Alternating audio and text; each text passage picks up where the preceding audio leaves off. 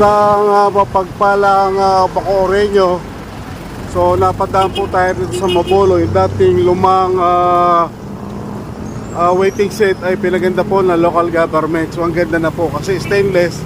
So makakatambay ka na ng maganda rito mga kapatid. Ang ganda na siya tingnan. Yan. Ganda na. So isa to sa project ng local government na pinangalak kay General Mariano Reguera Noriel. Ay napakaganda na po ngayon. So mayroon na matatambayan ang mga kababayan natin dito sa area ng Mabolo, Bacoor. So di-aircon din po ang opisina rito. So maganda to gawing detachment ng mga kapulisan natin. So ganda po mga kapatid. So ito sa magagandang proyekto. Tapos may digital screen pa rin rito. So hindi ko alam kung gumagana pa to sa gabi.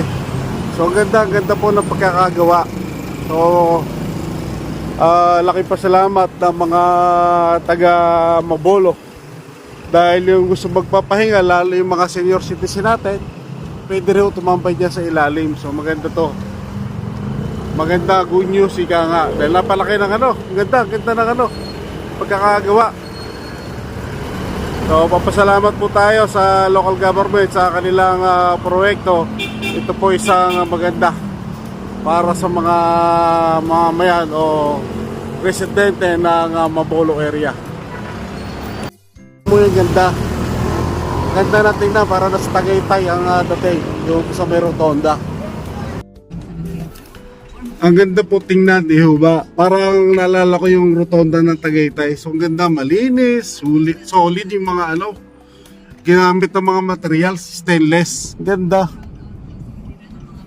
So yan ay pinagmamalaki natin yung mga ganyang proyekto, yung mga ganyang project, sapagkat kapakipakinabang sa ating mga mamayan. Hindi lang doon sa mga mamayan, kundi pwede rin lang gamitin kumbaga yung second floor niya o third floor, pwedeng gawin detachment ng police para mabilis ang reaction nila kung sakasakali may mga insidente na kailangan ng police sa visibility. So malaking bagay. So hindi naman puro tayo negative na lang din. So kung yung nakikita natin magandang proyekto, dapat natin purihin. Kapuri-puri yung mga ganong proyekto. Ika nga. So sa aking pananaw, pag nakita natin maganda, so dapat natin purihin.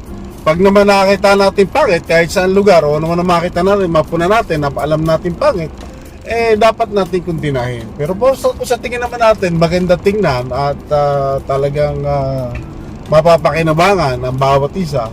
So kailangan din naman natin sabihin yung totoo. Hindi yung kailangan talaga transparent tayo sa ganung mga bagay. So maraming salamat po.